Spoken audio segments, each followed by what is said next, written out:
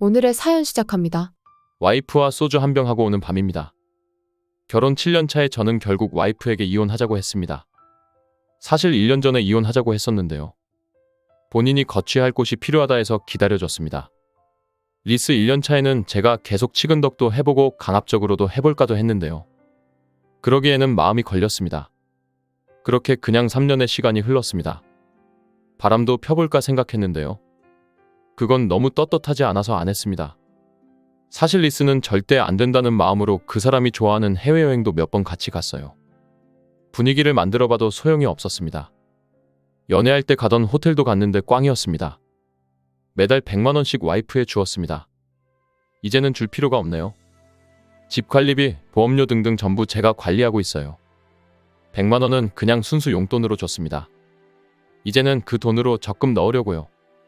아이도 없으니 그냥 협의 이혼으로 가려고 합니다. 만약 이런 관계에서 아이까지 있었다면 어쩔 수 없이 살겠구나 라는 생각이 들더군요. 와이프도 순순히 나간다고 합니다. 차라리 다행입니다. 와이프가 외도가 있었던 건 아닙니다. 자기 주장이 강하고 단지 저와의 잠자리 관계를 너무나도 싫어합니다. 이혼을 결심하고 돌아보니 마음에 걸리는 건 아무래도 부모님이네요. 물론 부모님이 제 인생 대신 살아주는 거 아니겠지만 그동안 보살펴주시고 결혼도 시켜주시고 하셨는데 이혼한다고 하니 상실감이 상당하십니다. 손주 욕심도 많으셨어요. 네, 그렇습니다. 저는 장손의 외동 아들입니다. 하지만 부모님을 위해 내 불행을 이어가는 것도 옳진 않다고 생각합니다. 연애할 때는 세상을 다 가진 것처럼 정말 행복의 연속이었습니다. 제가 첫눈에 반한 사람이었고 연애 2년 동안 거의 싸운 적도 없었을 정도였어요. 그러니 결혼 마음 먹고 즉시 애매한 다른 이성과의 관계 다 정리하고 바르게 살아야지 하고 다짐도 했어요. 연애할 때는 그렇게 잘 맞았던 사이입니다. 그러나 결혼 후 2년 만에 모든 게 사라졌습니다. 서로 너무나 다른 환경에서 자라나서 처음에는 그러한 차이점 다른 점이 매력으로 보였었는데요.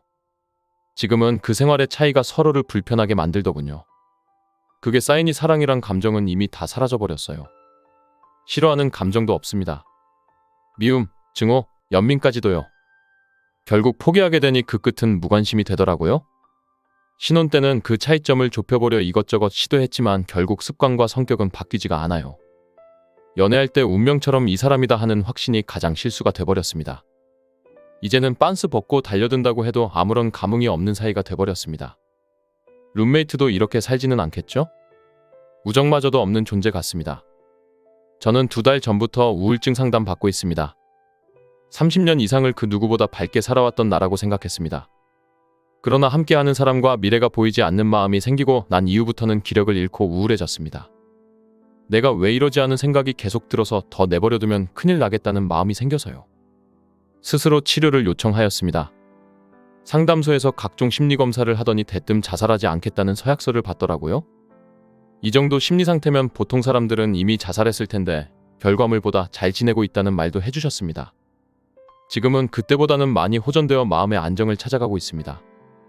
엄청 여유로운 상황까지는 아닙니다.